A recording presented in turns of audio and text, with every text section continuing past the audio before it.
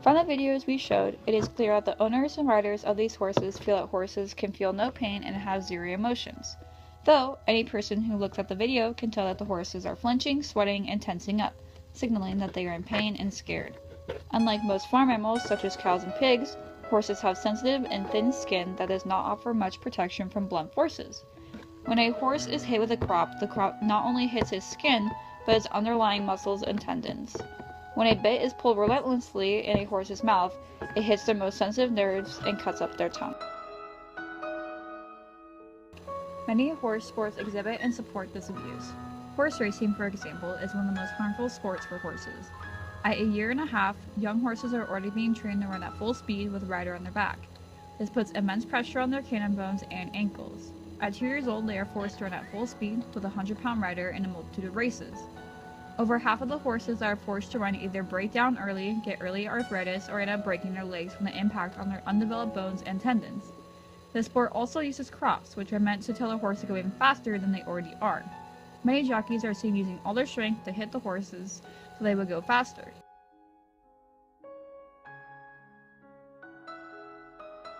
Like horse racing, jumping puts enormous strain on a horse's front legs, especially when they have to jump over 4 feet. Horses are not built to do endless jumping or to jump to extreme heights. If a horse does not abide by his rider to jump, the riders oftentimes use crops and smack the horses until they behave and jump. They are 1,200-pound animals that must land on tiny legs with an added 100 pounds or more from the rider. This can cause early arthritis or hairline fractures. It is also seen that these horses are held on extremely short reins, which makes the horse hold his head up and makes the bit push his tongue to the back of his throat. The two main reasons horses fall during jumping are the jump's height and the depth perception of the horse due to the position of his head.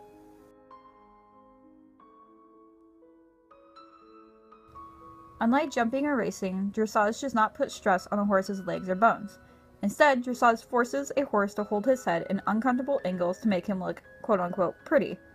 Often horses are taught to hold their heads in these angles by tying a piece of rope through their mouths and securing it around their withers. This forces them to curve their head and keep it there for hours, which causes stress and exhaustion. Also during dressage, they use spurs and multiple bits, which causes the horse discomfort from being prodded in the ribs and makes their mouths painful from all the multiple pieces of metal in their mouth. Rodeo has no connection to racing, jumping, or dressage since it uses fear and pain as abuse towards the horse. Rodeo uses a leather strap to cause discomfort around the horse's abdomen, which causes them to buck. The cowboys then use spurs to kick the horse to buck even more. Often horses are confused and cannot tell where they are going because they are blinded by fear. Sometimes horses even run into walls, collapse from exhaustion, or fall due to the lack of direction.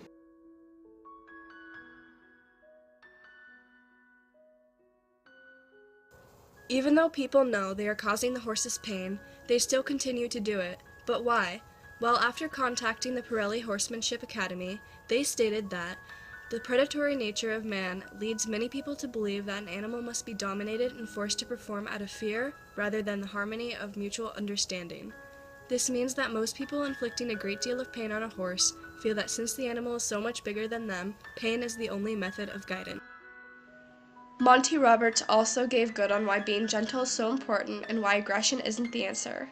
The greatest strength a person can achieve is gentleness. Horses may be large animals, but they are one of the most sensitive animals. They can react from the slightest gesture and touch. There is no need to hurt a horse because you have zero patience. We were also able to contact A Legacy of Legends, which was created by Ray Hunt, who had died in 2009.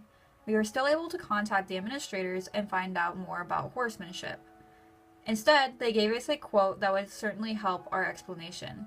The quote reads, "The horse is very sensitive. He can feel a fly land on him. I know you all know this because you put fly spray on your horses. He can feel a fly land on him, yet you're tugging on him, pulling on him like he weighs 1,000,000 pounds. You're not working with what nature gave you. You are destroying what nature gave you." By Ray Hunt.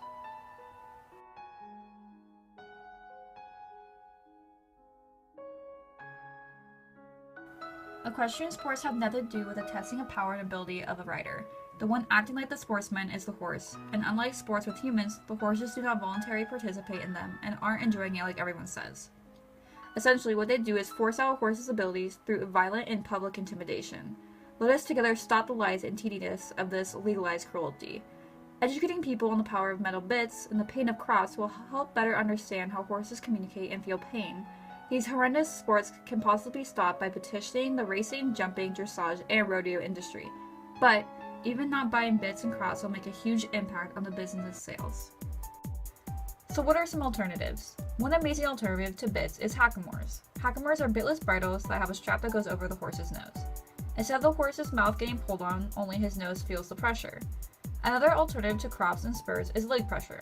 Horses are natural pressure animals and move off of it.